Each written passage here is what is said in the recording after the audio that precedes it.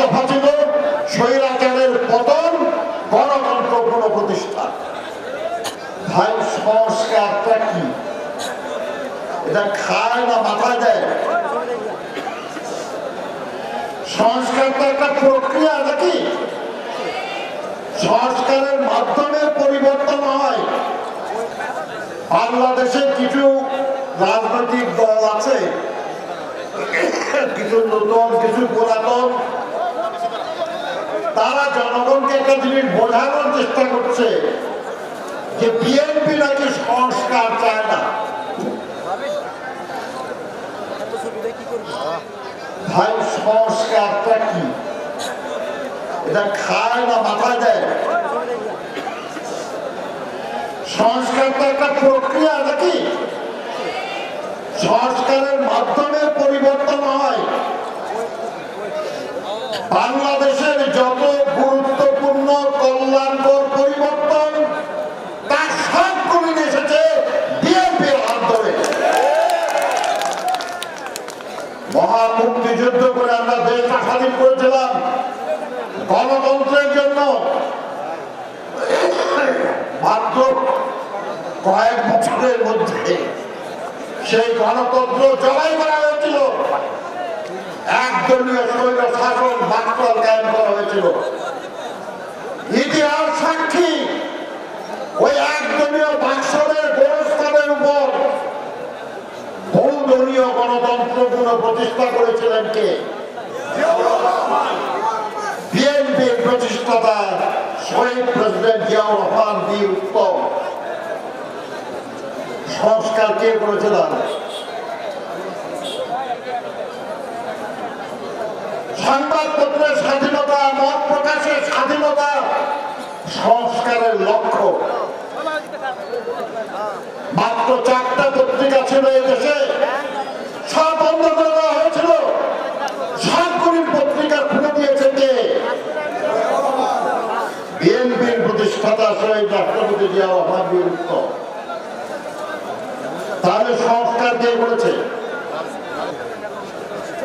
কত কথা কতজন বলেন। আর আমার বয়স 78 বছর। 5 তারিখে তো আমিও জেলখানায় ছিলাম। আমার মতো বিএনপির আরো অনেক নেতা জেলখানায়। যারা গল্প করেন তারা কয়জন ছিলেন জেলখানায়? আমাদের এই জুলাই আগস্টের আন্দোলনে 418 জন আমাদের নেতা কর্মী নিহত হয়েছে। বলেন কে কয়জন, তার কয়জন লোক নিহত হয়েছে? এই লড়াই আমরা করি নাই? আমরা তো বলছি এই লড়াই। আর লড়াই না করলে নতুন গ্রেপ্তার না করে আমাদের গ্রেপ্তার করে কেন? খাতিরে গ্রেপ্তার করছে দেখি যে একটু কদিন বিশ্রামে থাকুক, কাজ করবো না, খালি বসে বসে খাবে, ওই জন্য নিজেদের কেনায়। বন্ধুরা, কারোর বিরুদ্ধে কোনো অভিযোগ নাই। অনেক লড়াই সংগ্রাম, অনেক ত্যাগ তিতিক্ষার পর আমরা দেশে একটা পরিবর্তন পেয়েছি। আমরাই এক দফার আন্দোলন শুরু করেছি। আমার সে এক দফা ছিল স্বৈরাচারের পতন, গণতন্ত্র পুনঃপ্রতিষ্ঠা। এই স্বৈরাচার ফ্যাসিবাদে পরিণত হয়েছে, পতন ঘটেছে, দাবির একটা অংশ আদায় হয়েছে। ফ্যাসিবাদের পতন হয়েছে, কিন্তু গণতন্ত্র এখনো পুনঃপ্রতিষ্ঠা হয় নাই। সেই গণতন্ত্র পুনঃপ্রতিষ্ঠার লড়াই আমরা চালিয়ে যাচ্ছি। এই গণতন্ত্র পুনঃপ্রতিষ্ঠা স্থানীয় সরকার নির্বাচনের মাধ্যমে হয় না। হয় ইউনিয়ন পরিষদে সব আসন আপনার পেলে গভর্নমেন্টে যেতে পারবেন, উপজেলা সরকারে জিতলে কেউ যেতে পারবে, পৌরসভায় জিততে পারবে। এই নির্বাচন গণতন্ত্র কোনো প্রতিষ্ঠান না। গণতন্ত্র কোনো প্রতিষ্ঠান নির্বাচন হলো জাতীয় সংসদ নির্বাচন।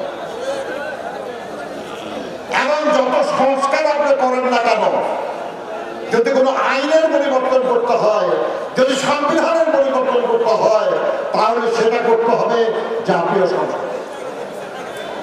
সেই জন্যই আমরা বলি সর্বাগ্রে জাতীয় সংসদে নির্বাচন করতে হবে। এটা ক্ষমতায় যাওয়ার জন্য না। আমরা কখনো বলি না যে বিএনপিকে ক্ষমতা বসায় দেয়। আমরা বলেছি সংসদ নির্বাচনের ব্যবস্থা করে জনগণ যাকে সমর্থন করবে, যাকে মেজরিটি দেবে, যারা বেশি ভোট পাবে তারা সরকার গঠন করবে। বিএনপি জোর করে ক্ষমতায় যায় না, পছন্দ করে না।